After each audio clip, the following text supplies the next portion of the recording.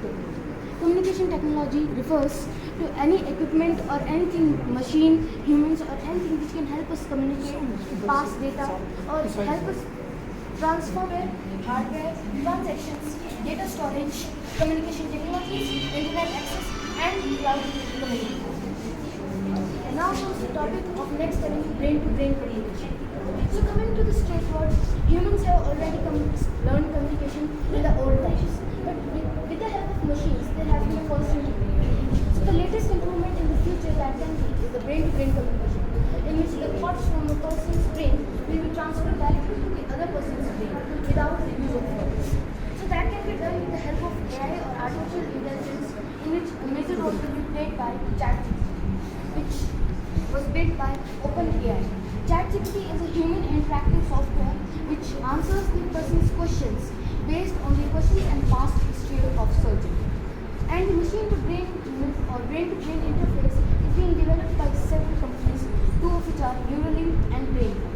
Neuralink is owned by Elon Musk and is currently working in this progress by making very small micro-sized and nano-sized sensors which will be inputted into the brain. Now next comes the topic of machine-to-machine communication in a physical environment manipulation. Machines have been communicating past times as programmed by humans. And the latest advancement, one that has been here from a long time, is the information of things, in which machines communicate and transfer data from one to other without the intervention of humans. For example, email. We send an email from one person to another, but our only intervention is the writing and the clicking of the order of sending of email. The rest is done by the machine, and the reading of the email is done by the other person on the other side. One practical example of this is one that will surely come up in the future, in which your home appliances, such as fridge, mobiles, dustbins, will send a message to online companies such as Amazon, Flipkart, or your nearby grocers to tell them about what material you are missing and what has been expended and what needs to be brought home, so that they can provide you at a limited time at a faster rate. Robotics also has seen a significant progress in the last ages, so as there is been an increase in the robots use, which we will see as in the following. So one of the practical examples that I talked about was ChatGPT. ChatGPT is a software and AI language model trained on a large language model which consists of more than 4 billion words, as trained by the company OpenAI. It can communicate with humans in several languages, which include Hindi, English, Dutch, French, German, and so on. So it is also known for its AI, which is named as RAG, which distributes all the data and provides the correct data as per the asked question. It is also called a generative AI because of the answers it generates, which are very accurate and based on the form which you choose, which are namely creative, balanced, and precise, depending on the type of answers you want. Some other AI models that can generate and understand images, unlike ChatGPT, are DALL-E, Clip, GPT-3, 3.5, and 4, which are the latest versions. Now, coming to my own software, that is my ChatGPT. I created my own ChatGPT software with the help of Python program in Visual Studio Code, which I'll show you right now. So this is the Visual Studio Code application, and here is my code. So this is the terminal, and when I launch the terminal, here it asks the enter of level of creativity, which I entered. Wait a second.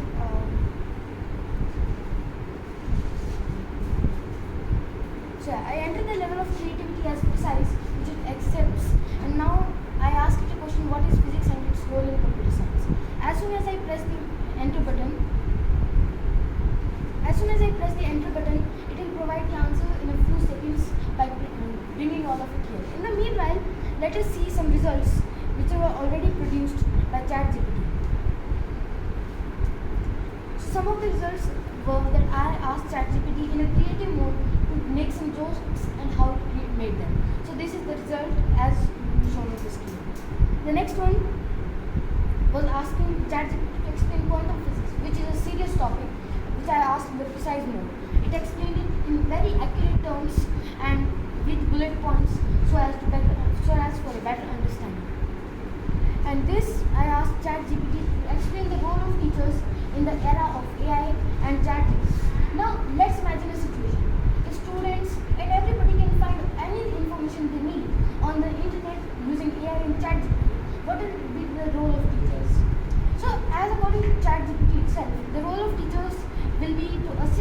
ChatGPT and the students in specific works which the AI can do. For example, human interaction with each other.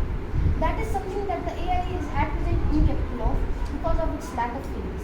Since the AI cannot communicate with humans in a feeling and emotional way which the teacher can, the teacher can explain the data provided by the ChatGPT in a way the students can understand. That is one major advantage that the teacher will have until the AI develops feeling as programmed by humans. And now this is the sample of the Python ChatGPT API code which I used. Now coming to the answer. So here this is the answer ChatGPT has created. Decreasing the size, we see that it has created 5 bullet points and at last providing a one-line summary. So in first it states that physics is a branch of science that deals with the study of matter, energy and the interactions between them, aims to understand the fundamental principles that govern the behavior of the physical world. In computer science, physics plays a significant role in various aspects. For example, simulation, algorithms, computational physics, hardware design and data analysis. These 5 bullet points are the main ones which are being used in day-to-day. Overall, physics provides a foundation for understanding our natural world, principles and concepts. So as it can be seen and read, the ChatGPT provided a quite accurate and understandable answer for the reader.